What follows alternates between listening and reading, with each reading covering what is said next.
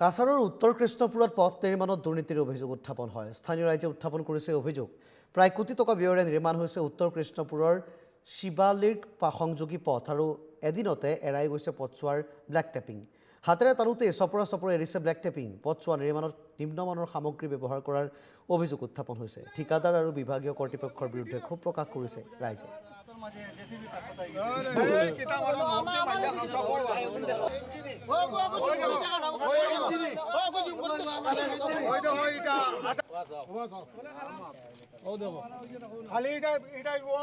আমরা শিবালী পার্ক তনে লইয়া আউলিয়া মসজিদ পর্যন্ত এটা ফিস গ্রান্ট হয়েছে। গ্রান্ট হওয়ার পরে তারা মেডেলিং কিছু করছে না, বালু পাথরও কিছু মারা হয়েছে না, কোনো কিছু মারা হয়েছে না।